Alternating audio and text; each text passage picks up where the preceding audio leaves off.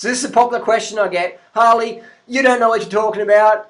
You know, my blah blah blah eats Big Macs and he's lean as and eats like steak for breakfast and that and they're lean as. How do you explain that? And I'm like, well, let me guess, they're 18. Because when I was 18, I was eating Big Macs too, and I was pretty slim and pretty lean. But I was sick as fuck. I had no fucking energy, and I was addicted to stimulants, and that's just the reality of it.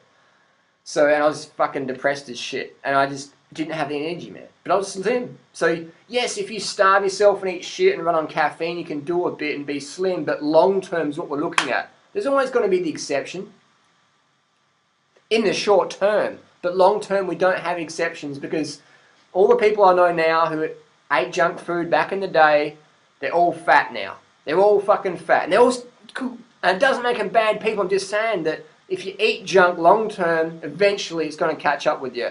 It's either going to give you a heart attack if you're one of those people smoking cigarettes and you can, all that vegan stuff's a load of shit. I fucking drink and smoke it. And you'd be one of those people, you know. Oh, I've never been sick in a day in my life. Drop dead, heart attack, done, finished. So that's just the reality of it. But if we look at the long-term paleoprimal authors, we'll see the majority of them are overweight. Doesn't make them bad people, but they definitely are overweight, aren't they? I've mentioned there's plenty of names out there you can mention. There's so many now. You know, I don't want to leave them out, but there's just so many now that are overweight from their paleoprimal low-carb diet. And they're writing a book like Eat More Fat, Get Slim or something like that. It's like, well, you're fat though. How to eat fat, get fat. Yeah, that should be the title of the book. Go to Barnes & Noble with a pen and just cross it out and go, yeah, eat fat, get fat. And then slip an update of the person's photo in the book. Be like a software update, pun intended. So we all know people who eat shit and they're slim, but once they stop doing sport or they get an injury, they blow the fuck out, and then they do this crash intermittent fasting binge purge cycle back to try and get lean again. So I know plenty of people who, I can just train it off. I was there myself. I said, I can just train it off, but then I'd feel shit. My Crohn's disease got worse and worse, and eventually I had to say, well, fuck. Now I've got chronic fatigue, I have to look at my diet. The paleo diet didn't work for me, the primal diet didn't work for me, the low carb diet didn't work for me. I had to wake the fuck up and say, alright, what's going to work? Real foods, healthy foods, plant foods, low fat, high carb, makes sense. All the long-lived cultures, slim cultures, high carb, low fat.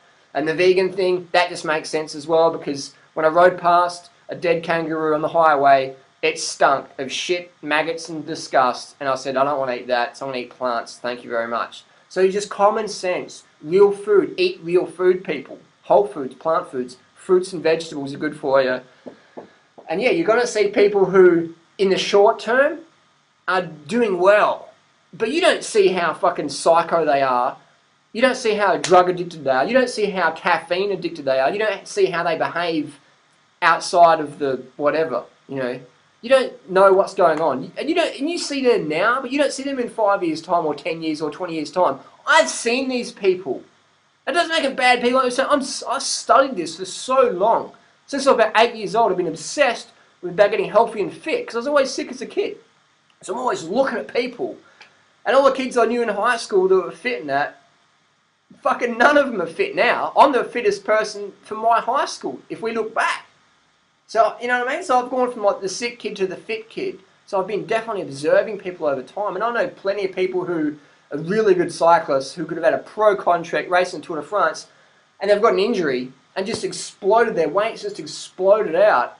And now I can hardly recognise them. They're so fat. They're still cool people, but I'm just saying that I remember back in the day people say, oh, look at such and such. He eats shit, Harley. He doesn't eat like you 10 years ago. And I'm like, well, you know, let's see what happens later on. And then we've seen what happened later on, 10 years down the track or 7 years down the track, these people have gotten almost obese. But my friend isn't there to see that now, you know, because my friend's doing something else. You know what I mean? Does that make sense? Like, you have an example there, you're having a conversation with someone and they say, look at that tree over there. That tree's, you know, such and such tall. That's all that's going to happen to it. But then they don't come back 5 years' time and see the tree's grown that big or the person's grown that big. They don't see that. They just have this little snapshot. They don't look at the bigger picture. So always look at the bigger picture, and you'll never ever meet anyone. You know, all these people, oh, I've got a partner, he just eats whatever and he's always slim. Well, he's definitely, if he's eating shit, he's calorie restricting. Because that's just, no one's eating all they want Big Macs and staying slim unless their workload's huge. And then as soon as they get an injury, they're going to become huge. They're going to start gaining the weight because those foods you cannot eat and be slim long term. unless you have an extreme caloric expenditure. But again, like I said, you will eventually burn out, just as I did. I burnt out in the paleo diet, the primal diet. I burnt out on that thing. And yeah, I was slim for a little bit, man, but I was constipated as fuck, and I was moody as fuck, and I was just like, caffeine, caffeine, caffeine, caffeine. So you all burn out. It's like riding your bicycle down the street with no hands. It's like driving your car at 300k an hour when you're 17 years old, and all your mates see you, you're driving past in your Series 3 RX-7 20 twin turbo, whatever, and all your mates go, oh wow, that was really cool, you know. And then you fucking go in the corner and you crash it, you ride it off, but no one sees it.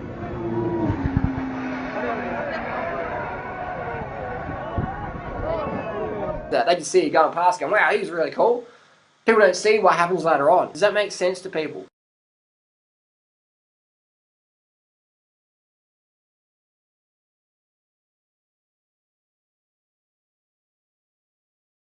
Bottom line is there's no shortcut. There's no exceptions. There's no like, oh, well, I know someone who does that. It's like, there's no exceptions, man. There's like, people live a lesser quality life if they live on less quality foods. It's just how it is. Relevant to their own individual potential. That's just how it is. Like, you're always going to have people out there who will make you feel like, what's the word, you know, you might get disillusioned or whatever.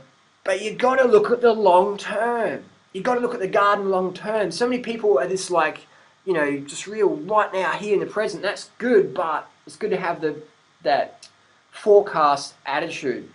You know what I mean? Like, because so many people go out there and go, oh wow, look, it's all sunny today. I can just take my shirt off and it's all sunny. And they come home sunburned. They don't have the long term. They go, oh, my skin's fine now. And they get sizzled when they get home. Or they go out for a bike ride and they go, oh, the sun's pretty good today. Like, you know, it's not going to rain. And they go out and get hypothermia because the storm came in over the mountains. They didn't check the radar. They didn't check the bureau. They didn't look at the long-term forecast. They didn't look at the people eating that diet long-term. Look at all the high-carb, low-fat vegan people. They're always slim. No exceptions. Post who's fat on this lifestyle long-term. Doesn't matter how fit they are. There's no one fat long-term. Post down below. There's no exceptions. There's no exceptions. I've studied this a lot, man. There's no exceptions. It's just how it is. It's like there's no exceptions in the Tour de France of people who can go up a hill when they look heavy. There's no exceptions. And there's no like fat guy. Oh, he's the fat guy in the Tour de France because he's just fat, but that's just, you know, his genetics. It's like, no. That's just how it is. Everyone's slim on that lifestyle. Everyone's slim on high carb, low fat vegan, regardless of your fitness level. Some people might have more tone than others because they use their muscles more. You know, some people are slim but sloppy. Some people are slim but toned, but everybody's slim. So if you want to be slim and toned, then do sport and eat well. So I hope that makes sense. There's no exceptions. All the people you know who eat shit now and who are lean, they'll burn out, they'll blow out, 100%, no exceptions. That's just how it is. They'll be the ones who are freaking out in the meantime, addicted to stimulants and just having to have caffeine. Just there's no exceptions, man. Now post your comments down below. And I'll do some more of these videos because this is a popular title, definitely. Thanks for watching. Want to learn more? Join the cult. We'll see you soon.